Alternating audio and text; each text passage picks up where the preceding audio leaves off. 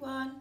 I'm going to read the story to you of Falling for Rapunzel, and it's by somebody called Leah Wilcox, and it's illustrated. That means the person who did all the drawings in this story, the person who illustrated it, was Lydia Monks. Let's have a little listen then.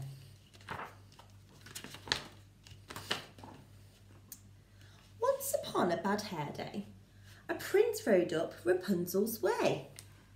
See a prince there riding up to Rapunzel in the castle.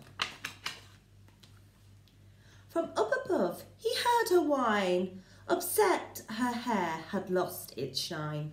He thought her crying was a plea, and sallied forth to set her free. Alas, she was too far away to quite make out what he would say. Rapunzel, Rapunzel, throw down your hair. Wonder what happens. She thought he said, your underwear. There's a picture of the prince there with a Rapunzel underwear on his head. No, Rapunzel, your curly locks. Rapunzel threw down her dirty socks. Please, love, just your silky tresses. She thought he asked for silky dresses. In lace and frills up to his head, the prince's cheeks were blushing red. Rapunzel, do you have a rope? Rapunzel dropped a cantaloupe, which is a bit like a melon, you see. It burst in pieces on his head. Oh, bad catch, Rapunzel said.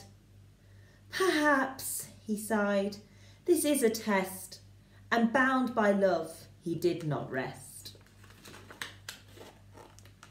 Okay, Rapunzel, how about twine? She heaved out her blue ribbon. Swine! She's a pig, look. By now the prince was feeling hammered, not to mention less enamoured. He growled up, do you have a ladder?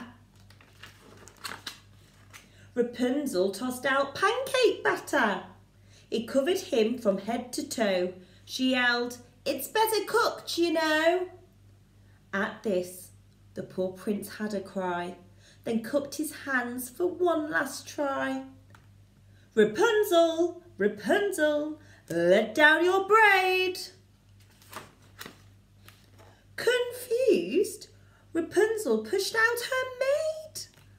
Poor maid. The maid fell squarely on the prince, quite pleased with the coincidence. She nimbly jumped off his lap and soon revived the flattened chap. Then smiling said, for what it's worth, you'll find I'm really down to earth. His young heart thrilled, he gave a hoot, for what was more, the maid was cute. She set the prince upon his steed, then leapt behind with graceful speed, and leaning close so he could hear, she whispered something in his ear. I fell for you when we first met. He nodded. How could I forget? Rapunzel watched them ride from sight. I'm glad I finally heard him right. I hope if they come back for more, they'll think to knock on my back door. That's the end of the story.